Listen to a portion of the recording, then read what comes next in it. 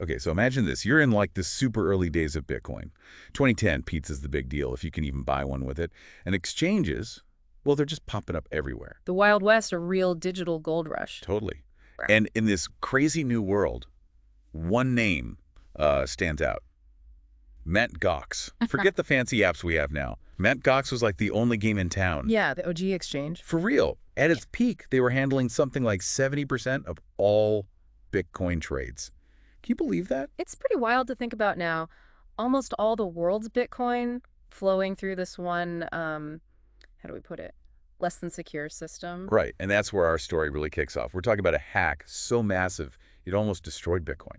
Like, not just the tech, the whole idea of it. Yeah, trust is everything in finance, especially with something as new and unpredictable as Bitcoin was back then. Exactly. So are you ready to dig into the crazy story of MTGOX? Awesome. But before we get to the hack itself, we got to understand the whole picture. We've got some research on the early days of MTGOX, and it's kind of weird. We're talking about a website that used to be for trading magic. The Gathering cards? You can't make this stuff up. A bunch of tech guys on the edge of a financial revolution running their platform on a shoestring. From fantasy cards to the center of the Bitcoin world, it's a big jump. Did anyone see any red flags back then? Oh, the red flags were definitely there. Take the PayPal ban, for example. Traditional finance wanted nothing to do with Bitcoin. Like they were saying, hey, if the big guys are running away, maybe we should too. Exactly. And then there's the Liberty Reserve situation. After PayPal shut them down, Mt. Gox turned to this, well, let's call it alternative payment platform. And guess what? Liberty Reserve gets hacked too. Out of the frying pan and into the fire. It's like they were asking for trouble. Right. You'd think that would have been a wake-up call for Jeb McCaleb, Mt. Gox's founder. Time to really double down on security. But then Mark Karpeles enters the picture. He buys Mt. Gox from McCaleb for a measly $50,000. Takes on the company's debt. Sounds like a great deal, right? Yeah, on paper at least. Yeah. This is where things start to go sideways. Exactly. Karpeles, this supposed cybersecurity expert, the guy who's going to steer the ship through the storm. But as we'll see, knowing your tech doesn't always mean you make good decisions. Okay, so we've got a platform built on shaky foundations, a tiny budget, and now a leader whose expertise might be a little overblown. What could possibly go wrong? Oh, just a few things. In 2011, Mt. Gox gets hit with its first major hack, 80,000 Bitcoin gone. Then there's this crazy price manipulation hack, a whole other story in itself. Wow, just piling on the problems. Yeah. At this point, the Bitcoin community is getting really nervous, and in the middle of all this chaos, Bitcoin itself is booming, hitting $1,000 for the first time. Yeah, talk about contrast. On one hand, you have this incredible technology gaining traction, and on the other, the biggest platform for trading it is falling apart. And speaking of falling apart, there's this weird video that pops up around this time with Roger Ver, this early Bitcoin guy, vouching for Mt. Gox. But it's super awkward, like he's being forced to say it. I know, right? That video is like a perfect example of how the Mt. Gox story goes way beyond just the tech stuff. It becomes this whole mess of rumors and paranoia and this feeling that something's just not right.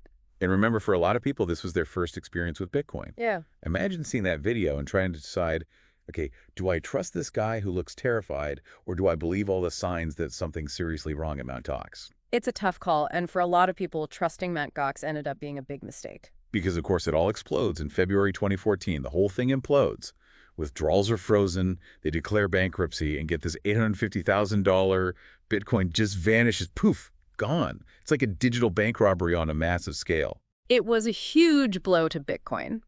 And here's the crazy part. At this point, everyone still thinks it's just a regular hack. But the truth is way more complicated than anyone could have imagined. So we left off with Mt. Gox, a complete disaster, tons of Bitcoin missing, and everyone pointing fingers at Mark Karpeles. Yeah, the cybersecurity expert, the guy who was supposed to be protecting everyone's Bitcoin. What a joke. It really is kind of tragic, the fall from grace, all that, but just when you think the story couldn't get any crazier, it does. That's where things get really interesting. Picture this, Mt. Gox has just gone bankrupt, the whole world is in shock, and suddenly Karpeles announces he's discovered 200,000 Bitcoin in an old wallet he'd forgotten about. Wait a minute, seriously, that sounds like something out of a movie. Right, it's almost unbelievable. Was it a real mistake? Was he trying to save face? Or was it something more sneaky? It's a mystery. That changes everything. We're not talking about just a simple hack anymore. Now we have to question everything about Karpeles. Was he just incompetent, or was there something else going on? And this is where the real detective work begins. Because remember, at this point, everyone thinks the missing Bitcoin is gone for good. Stolen, never to be seen again. But the truth is always weirder than you think.